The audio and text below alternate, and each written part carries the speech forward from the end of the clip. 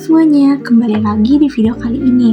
Pada kesempatan kali ini, saya akan membahas 3 pertanyaan yang sangat relevan dalam kehidupan kita sehari-hari sebagai seorang konsumen.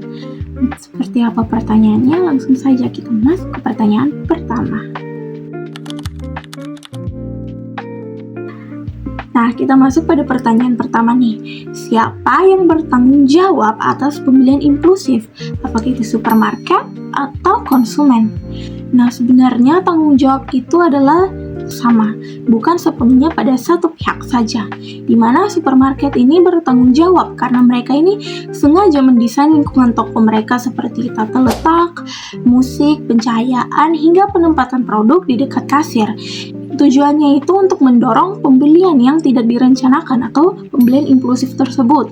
Ini bukanlah suatu hal yang kebetulan yang dilakukan oleh supermarket, melainkan ini adalah strategi yang disengaja oleh pihak supermarket tersebut. Namun, konsumen juga tetap mempunyai tanggung jawab karena mereka ini memiliki kebebasan untuk memilih dan mempunyai otonomi pribadi.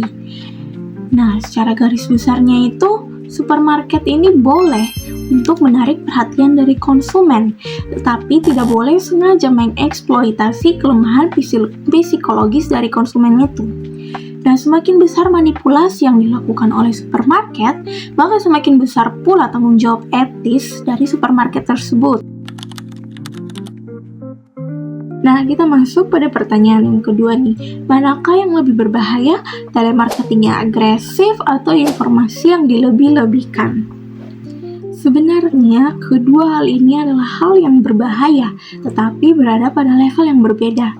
Nah, telemarketing yang agresif ini lebih berbahaya secara individual. Mengapa demikian? Karena mereka ini menggunakan tekanan langsung dan real time. Konsumen ini akan sulit menolak karena adanya tekanan sosial, dan yang paling rentan adalah lansia atau orang yang literasi keuangannya itu rendah. Namun, informasi yang dilebih-lebihkan itu berbahaya secara sistematik karena ini menjangkau jutaan orang sekaligus. Klaim palsu suplemen, alat kesehatan, atau investasi itu bisa tersebar secara luas. Dan korbannya itu sering tidak sadar bahwa mereka ini sudah dirugikan. Nah, jika harus memilih dari antara kedua hal yang berbahaya ini, informasi yang dilebih-lebihkan itu lebih berbahaya secara keseluruhan karena skala kerugiannya itu jauh lebih besar dan juga tersembunyi. Nah, kita masuk pada pertanyaan yang ketiga. Apakah pembelian terencana seperti contoh kasus yang sudah kita bahas pada pertemuan minggu lalu bisa menghasilkan ketidakpuasan? Tentu saja bisa. Justru pembelian terencana ini kadang bisa menghasilkan ketidakpuasan yang lebih besar. Nah, berdasarkan teori expectation confirmation, keputusan itu bisa terjadi ketika performa aktual memenuhi atau melampaui ekspektasi dari seorang konsumen. Nah, masalahnya itu semakin panjang riset yang dilakukan oleh konsumen, semakin tinggi dan spesifik ekspektasi yang akan terbentuk. Nah, ada beberapa situasi di mana ketidakpuasan itu bisa terjadi. Nah, yang pertama yaitu ekspektasi terlalu tinggi akibat riset yang berlebihan. Nah, contoh kasus yang kemarin, Rina itu membaca ratusan review positif selama 2 minggu. Jika laptopnya ternyata biasa saja meski tidak buruk, ia tetap bisa kecewa. Nah, situasi yang kedua adalah performa nyata berbeda dari uji coba yang di toko. Nah, di toko rendering ini terasa lebih cepat. Tetapi saat Rina memakai laptop tersebut dengan file yang besar dan multitasking yang nyata, ternyata laptop yang dibeli Rina itu masih terasa lambat. Nah, situasi yang ketiga adalah post-purchase regret karena harga turun. Seminggu setelah Rina membeli laptop saingannya itu ternyata tiba-tiba turun harga sebesar 15%. Nah, laptop yang sudah dibeli Rina itu bagus, tetapi Rina ini akan tetap merasa salah waktu membeli laptop tersebut. Kemudian situasi yang keempat yaitu cicilan menjadi beban psikologis. Cicilan yang awalnya itu 6 bulan terasa aman, mulai terasa menekan di bulan yang ketiga.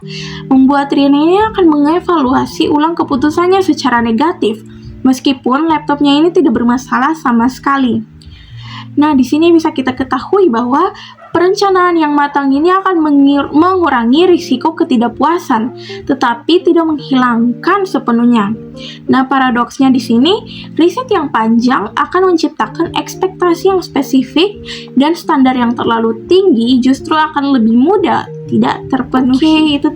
Itu tadi 3 pertanyaan yang menarik dari kasus perilaku konsumen kita pada hari ini.